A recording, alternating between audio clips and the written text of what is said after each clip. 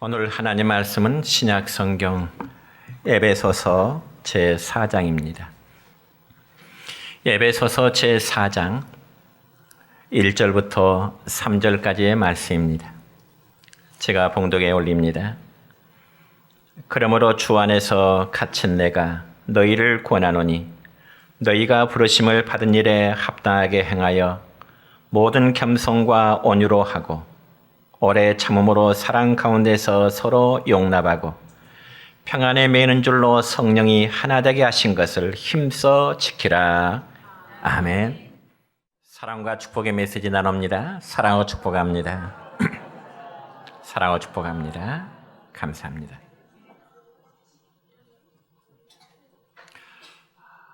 우리 사랑하는 성도 여러분, 우리 모두는 예수 그리스도 안에서 한 형제, 한 자매인 것입니다. 왜냐하면 우리 모두는 예수님의 피로 맺어진 관계이기 때문에 이 관계는 끊을래야 끊을 수 없는 관계입니다. 그러면 오늘 본문 말씀 가운데 3절의 말씀 보면 이렇게 기록됩니다. 시작. 평안에 매는 줄로 성령이 하나 되게 하신 것을 힘써 지키라. 아멘. 여러분, 우리 모두는 이미 그리스도 예수 안에서 우리는 하나의 공동체가 되었습니다. 그러므로 성령께서 이미 하나 되게 하신 것을 우리는 힘써 지켜야 될 거룩한 사명을 안고 있는 것입니다. 그래서 시간 본문에 기록되어 있는 말씀은 특별히 교회론을 강조하는 말씀입니다. 여러분, 성경에서 말씀하는 교회란 과연 무엇이 교회일까요? 왜 항상 십자가 붙은 건물을 가리켜 교회라고 말할까요? 결코 그렇지 않습니다. 교회란 하나님의 부르심을 받은 거룩한 공동체 모임, 즉 우리 개개인 자체가 교회인 줄로 믿으시기를 축원합니다. 그러므로 하나님의 부르심을 받은 우리들, 즉 교회 공동체는 성령께서 이미 하나가 되게 하신 것을 힘써 지켜야 될 거룩한 사명이 우리 각자에게 있는 것입니다. 그래서 이 시간 사도 바울은 오늘 본문을 통해서 하나된 것과 관련해서 우리에게 중요한 두 가지 사실을 깨워주고 있는데, 첫째는 하나됨의 동기입니다. 오늘 본문 말씀 가운데 1절의 말씀 보면 이렇게 기록됩니다. 시작. 그러므로 주 안에서 갇힌 내가 너희를 권하노니 너희가 부르심을 받은 일에 합당하게 행하여. 아멘. 여러분, 바울 사도가 에베소서에 이 말씀을 기록할 당시 그는 로마 감옥에 갇혀서 자신의 순교를 앞두고 있는 시점이었습니다. 그래서 바울은 그러한 시점에서 에베소 교회 성도를 향하여 마지막 눈물을 흘리면서 정말 간절한 심정으로 편지를 써서 그들을 향한 권면의 말씀을 주고 있습니다. 그러면 과연 바울이 이제 감옥에서 에베소 교회 성도들에게 주고자 하는 그 권면의 말씀이 무엇일까요? 다시금 본문 1절 하반절의 말씀 보면 너희가 부르심을 받은 일에 합당하게 행하여 라는 말씀이 있습니다. 그러니까 바울은 에베소 교회 성도를 향하여, 그리고 오늘 이 시대 우리 내정교회 성도를 향하여 너희는 하나님의 부르심을 입은 자들이라고 말씀하고 있습니다. 여러분 믿으십니까? 그럼 왜 하나님이 에베소 교회 성도들과 오늘 우리의 모든 내정교회 성도를 하나님의 거룩한 백성들로 부르셨을까요? 그들과 우리들이 잘나서 그랬을까요? 아니면 인간의 어떠한 능력이 있어서일까요? 결코 아닙니다. 여러분, 성경에 보니까 우리는 본래 예수 그리스도 밖에 있는 자들이었습니다. 그래서 이미 허물과 죄로 영적으로 이미 죽었던 자들이었습니다. 그럼에도 전적인 하나님의 은혜로 우리는 하나님의 부르심을 받게 된 거룩한 존재들인 것입니다. 이 점에서 에베소서 2장 5절의 말씀 보면 이런 말씀이 기록됩니다.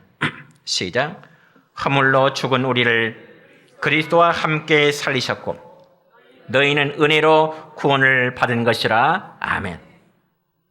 또한 에베소 2장 8절 9절의 말씀을 다시 읽습니다. 시작. 너희는 그 은혜에 의하여 믿음으로 말미암아 구원을 받았으니 이것은 너희에게서 난 것이 아니요 하나님의 선물이라.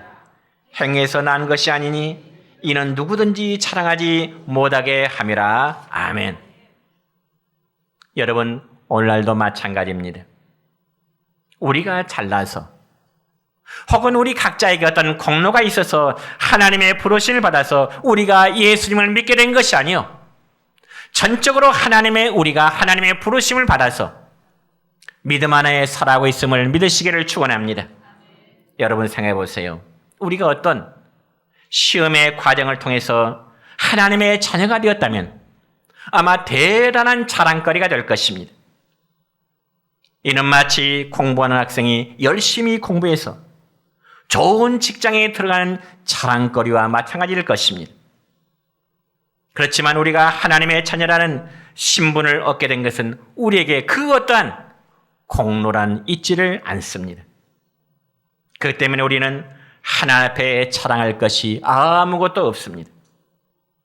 그러니 그저 하나님의 은혜를 생각하면서 또 하나님의 은혜에 보답하는 심정으로 교회 안에서 우리가 해야 할 일을 겸손하게 충성하는 것이 부르심을 받은 합당한 자의 모습일 줄로 믿습니다. 여러분, 어린이들이 읽는 동화 가운데 이런 이야기가 있습니다. 옛날 어느 숲속에 공작새 부부가 살고 있었습니다. 그리고 그 공작새의 부부에게는 예쁜 딸 공작새가 잘 자라고 있는데 어느 날 예쁜 딸 공작새가 자라서 다른 숲에 살고 있는 총각 공작새에게 시집을 가게 되었습니다. 그런데 예쁜 공작새가 시집을 간 지 한 달도 채 되지 않아서 아주 풀이 죽은 채 친정으로 날아왔습니다. 그러자 어미 공작새는 걱정이 되어서 딸 공작새에게 묻습니다. 애야, 무슨 일이니? 왜 시집을 가서 행복하게 살지 않고 다시금 되돌아온 거지? 엄마 공작새가 딸 공작새에게 묻자 딸 공작새는 엄마에게 이렇게 하소연을 드렸습니다. 엄마, 도무지 애로워서 살 수가 없어요. 숲의 모든 새들이 나를 따돌리고 있어요. 그니 내가 외로워서 어떻게 살아갈 수 있나요? 그러자 딸 공작새의 말을 들은 어미 공작새의 마음속에는 무엇인가 잡히는 느낌이 있었습니다. 그래서 딸 공작새에게 엄마가 묻습니다. 예, 너는 아무 데서나 내 꽁지를 활짝 펴보면서 뽐냈지? 내 말이 틀림없지? 엄마의 그런 말에서 딸 공작새는 말하기를 깜짝 놀라면서 엄마, 이 아름다운 꼬리는 우리 공작새에만 있는 거잖아요. 그리고 다른 새들에게 펼쳐 보이는 것이 뭐가 잘못되었나요? 그때 어미 공작새는 딸 공작새에게 이렇게 말합니다. 얘야, 우리 꼬리에 붙어있는 꽁지는 말이야, 남들이 봐서 아름다울 뿐이지 우리 스스로 자랑하도록 하기 위해서 붙어있는 게 아니야. 그때서야 딸 공작새는 엄마의 말을 듣고 고개를 끄덕거렸습니다. 그리고 다시 시집으로 날아갔고요. 다시는 풀이 죽은 채로 친정으로 돌아오지 않았다는 어린이들이 읽는 공작새의 이야기가 있습니다. 그러면서 그때부터 숲속에 있는 다른 새들과 잘 어울려 살아가는 그런 법을 배우게 된 것입니다. 그렇다면 여러분, 이 동화가 어린이들에게 주고자 하는 그 교훈이 무엇일까요? 그것은 바로 자신의 장점을 뽐내지 말고 함께 어울려서 살아가라고 하는 그러한 교훈일 것입니다. 그와 마찬가지로 우리 예수 믿는 성도들도 그리스도 예수 안에서는 다 하나가 된 존재들입니다. 그렇기 때문에 우리가 좀 잘났다고 드러낼 만한 조건이 뭐가 있겠습니까? 참으로 서로 사랑하고 아끼고 위로하고 격려해 줘야 될 다 내 주의 형제 자매인 것입니다. 그러면 때로는 우리는 신앙생활하는 가운데 마음의 갈등과 상처가 생길 때가 있습니다. 그러면 과연 우리가 믿음의 생활을 하면서 이런 마음의 갈등과 상처가 생기게 되는 그 이유가 무엇일까요? 그것은 바로 하나님의 은혜로 우리를 불러주셨음에도 불구하고 마치 내가 무엇인가 잘난 것처럼 내 자신을 드러내고자 하기 때문에 그렇습니다. 여러분, 그렇다고 해서 누가 알아주긴 하나요? 당신 참 대단하고 높여주나요? 자신을 드러내고자 하는 자에게 다른 사람한테 존경과 칭찬은 있지를 않습니다. 그럼 우리는 나도 부족하고 너도 부족하고 그저 우리 모두는 부족한 가운데서 하나님의 은혜로 우리를 불러주심에 대한 감사할 뿐인 것입니다. 그럼 우리가 교회 생활하면서 내세울 것이 있다면 오직 한 가지. 부족한 내가 하나님의 은혜를 입어서 거룩한 구원의 백성이 되었다는 것, 이것 한 가지 우리는 드러낼 것밖에 아무것도 없는 것입니다. 그래서 이러한 은혜를 깨달은 성도는 정말 하나님이 내게 주신 그 은혜에 대한 보답의 심정으로 하나님이 우리 각자에게 맡기신 역할에 충성하는 삶으로 살아가고자 하는 것입니다. 이것이 바로 부르심을 입은 그리고 부름에 합당한 삶을 살아가는 그리스도의 삶을 믿으시기를 축원합니다.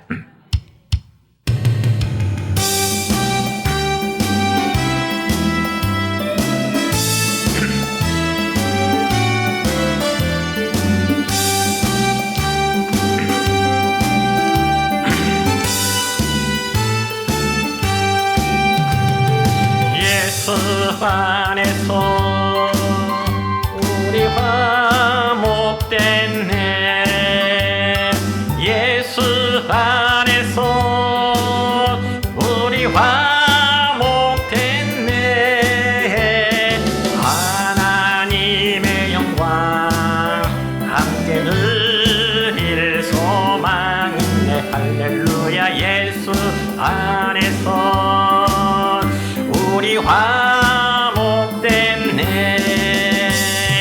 예수 안에서 우리 기뻐하네. 예수 안에서 우리 기뻐하네.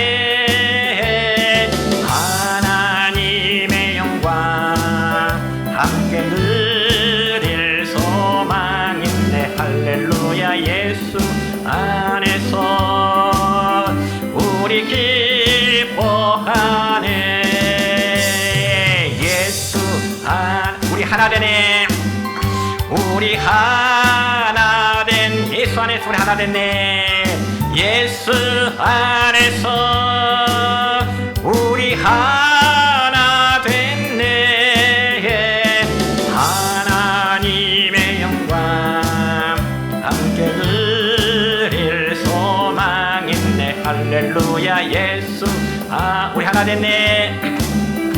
우리 하나 됐네.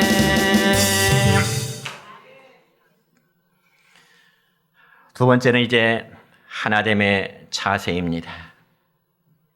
여러분, 우리가 하나됨을 지키기 위해서는 우리에게 꼭 필요한 자세들이 있습니다. 예를 들어 여러분, 우리가 가정생활 한번 생각해 볼까요? 부부 사이에는 틀림없이 하나입니다. 그럼에도 왜 불구하고 서로 사이에 금이 생길까요? 왜 다툼이 생길까요? 이유는 아내가 이렇게 해줬으면 좋겠는데, 혹은 남편이 이 점을 좀 고쳐줬으면 좋겠는데, 그런데 이러한 생각은 나는 변하지 않고 그저 상대방만이 고쳐주기를 바라기 때문에 그렇습니다. 내 자신은 고치고자 하는 노력이 없이 그저 상대방만이 나에게 맞춰주기를 바라는 그런 마음 때문에 부부간의 마음에 금이 가게 되고 다툼과 상처를 가져오게 되는 것입니다. 그러다 보면 상대방에 대해서 실망감이 점점 커지기 마련입니다. 그래서 사도 바울은 오늘 본문 2절에서 하나됨의 자세를 4가지로 말씀합니다. 오늘 본문 2절의 말씀입니다. 시작. 모든 겸손과 온유로 하고 오래 참음으로 사랑 가운데서 서로 용납하고 아멘. 그러니까 우리 성도들이 서로 하나 되는 거룩한 공동체가 되기 위해서는 4가지의 자세를 갖추라는 것입니다. 첫 번째 자세는 모든 겸손이라 그렇게 말씀합니다.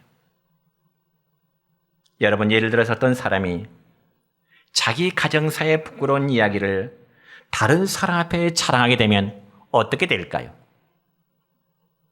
제 얼굴에 침뱉는 격이지요. 결국은 그 피해가 자기 자신에게 돌아가게 마련입니다. 왜 그럴까요? 가정은 바로 다 하나이기 때문에 그렇습니다. 마찬가지로 예수 믿는 우리 성도는 다 같은 영적 가족들입니다. 그래서 우리는 서로가 형제요 자매라 그렇게 말합니다. 내 주변의 모든 믿음의 공동체는 나의 형제요 나의 자매가 되는 것입니다.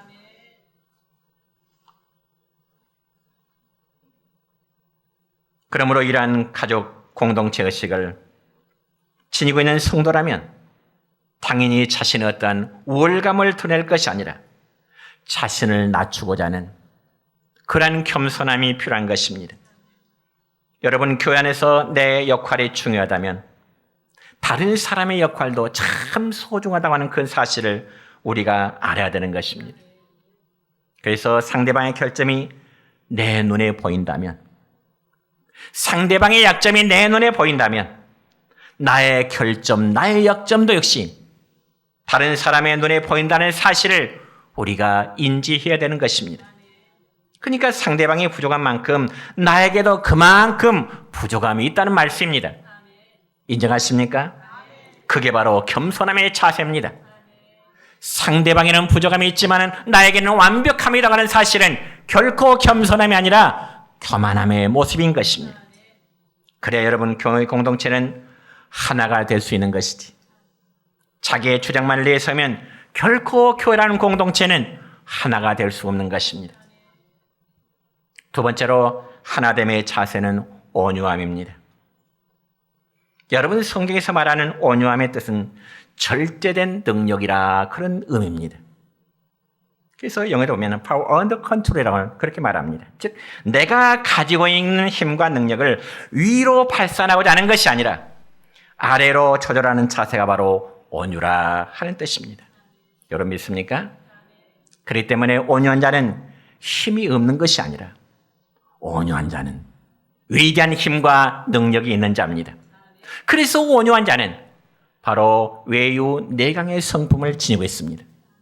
다시 말씀드려서 온유한 자는 겉으로는 보기에는 아주 부드럽고 아주 순하게 보이지만은 내적으로는 아주 강함이 있다는 말씀입니다. 그렇기 때문에 온유한 자는 자신의 감정을 쉽게 발산하려고 하질 않습니다. 그래서 내 언어와 행동을 절제할 줄 아는 사람, 그게 바로 온유한 사람인 줄 믿으시기 바랍니다. 물론 여러분, 사람은 성격에 따라서 학문적으로 4종류의 성품을 말합니다. 다혈질의 성품, 담즙질의 성품, 우울질의 성품, 그리고 점액질의 성품을, 이 사람의 성품을 4가지로 분류하는데, 이 가운데 다혈질은요, 성격상 언어와 행동을 쉽게 잘 절제할 줄 모르는 그런 상태의 성격을 말합니다. 그래서 이러한 성격은 마치 럭비 공처럼 어디로 튈지를 모릅니다. 그럼에도 교회 공동체에서 정말 하나가 되기 위해서는 온유함으로 절제할 수 있어야 됩니다. 그러므로 교회에서는 자신의 성질풀이를 함부로 해서는 안 된다는 겁니다. 여러분, 비유적인 이야기인데, 하루는 어떤 사람이 톱을 가지고요, 자기의 왼쪽 볼을 잘라버리겠다고 씩씩거리고 있었습니다. 톱으로 자기 왼쪽 볼을 잘라버리겠다고. 그래서 사람들이 깜짝 놀라서 이게 무슨 일이냐고 물었습니다. 그랬더니 그 사람이 뭐라고 답한 줄 아십니까? 아니 글쎄, 이 못된 왼쪽 발이 감히 오른쪽 발을 밟았대요. 그래서 이 못된 왼쪽 발에 버리장마를 고쳐주기 위해서 왼쪽 팔을 잘라버리겠다는 겁니다. 그래야 몸의 기강이 바로 설 게 아니냐 그거죠. 그러면 여러분, 지금 이 사람이 무엇을 입고 있을까요? 왼쪽 팔도 역시 자기 몸의 한 지체라는 사실을 망가하고 있는 것입니다. 그래서 이처럼 어리석은 사람에게는 온유함이 없습니다. 절제함이 없기 때문에 순간적인 감정으로 그저 행동을 하려고 하는 성향이 있는 것입니다. 그렇지만 온유한 사람은 순간적인 감정으로 행동하지 않기 때문에 절대로 악으로 악을 갚으려 하지 않고 오히려 선으로 다른 사람의 마음을 감동시키려고 하는 그러한 성향을 갖게 되는 것입니다. 그렇게 함으로써 악을 이기게 되는 것입니다. 우리 사랑하는 성도 여러분이요, 우리가 때로는 어떤 사람과의 관계에서 정말 속상할 때가 있습니다. 우리가 교회 생활할 때도 때로는 속상할 때가 있습니다. 그리고 섭섭해서 눈물이 나올 때도 있고요. 그럴지라도 우리 예수님의 온유하심을 생각하면서 온유한 마음을 가질 수 있도록 노력하는 것이 바로 저와 우리 모두가 가져야 될 자세인 줄로 믿습니다.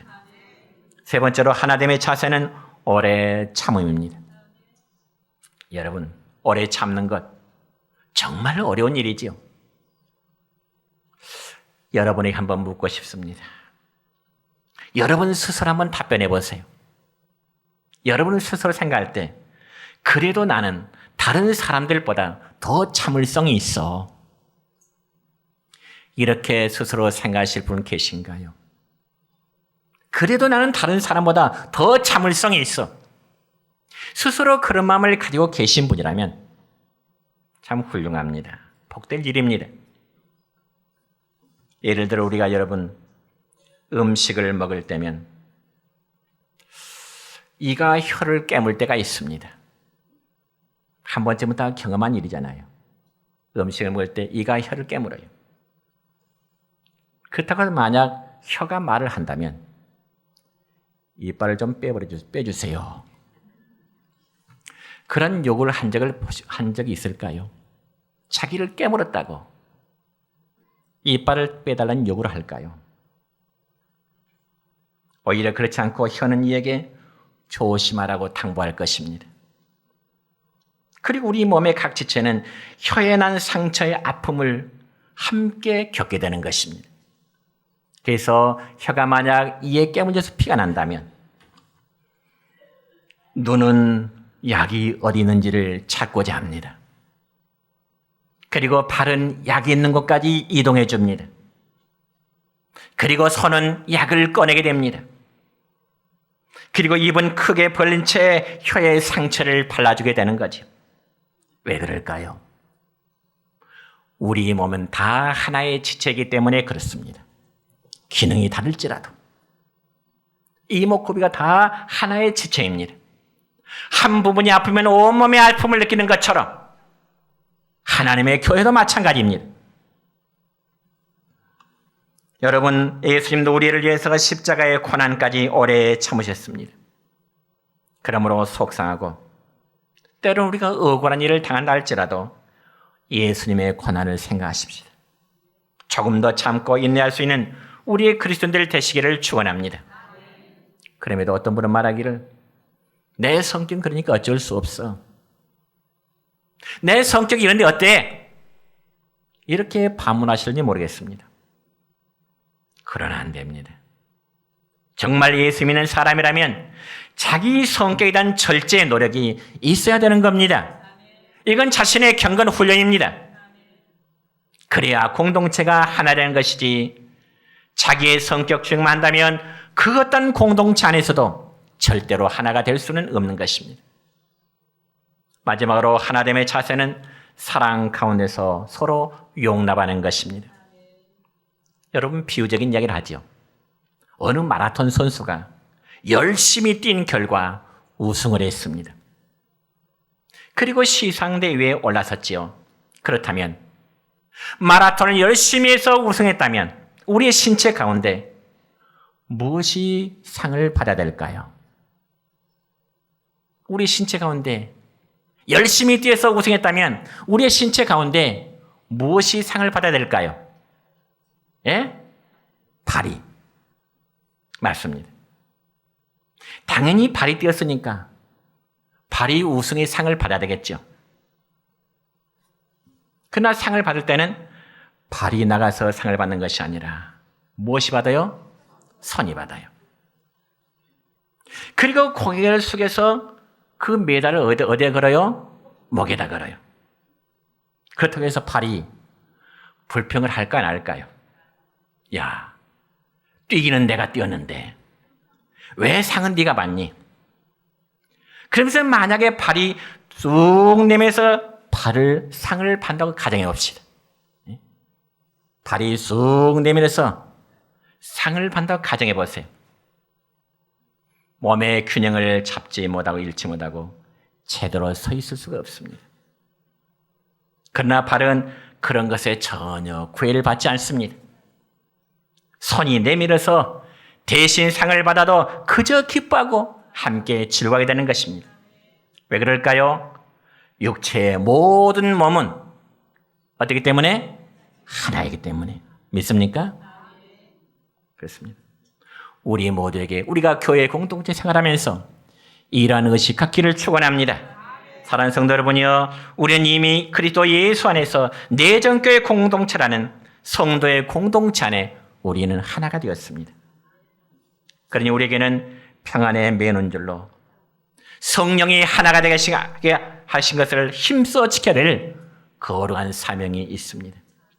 그러므로 하나 된 것을 우리가 잘 지켜나가기 위해서는 사랑 가운데서 서로 용납하는 것.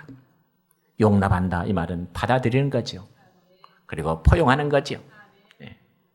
그래서 우리를 사랑하시는 하나님은 우리를 있는 그대로 용납해 주셨듯이 우리가 믿음의 형제의 실수함을 그대로 용납하는 것, 하나 되게 하는 아름다운 계기가 될 것입니다. 그럼 우리도 이웃이 나의 마음에 상처를 주고 이웃에게 조금 부족한 것이 보이고 이웃의 눈에 티끌이 보인다 할지라도 하나님이 나를 사랑으로 용납해 주신 것처럼 우리도 우리 형제 자매들을 사랑으로 용납할 수 있는 그런 마음 가지시기를 축원합니다. 이제 말씀했습니다. 하나님은 교회 공동체 성도들이 어떤 경우라도 진리 안에서 하나 되기를 원하십니다. 비록 지식의 수준이 다르고 경제적인 삶의 수준이 다르고 그의 다양한 삶의 모습이 다르다 할지라도 믿음 안에서는 다 하나인 것입니다. 언제나 성령이 하나 되게 하신 것을 힘써 지키라는 그 말씀에 순종하는 우리 모두가 되시기를 주님의 이름으로 축원합니다.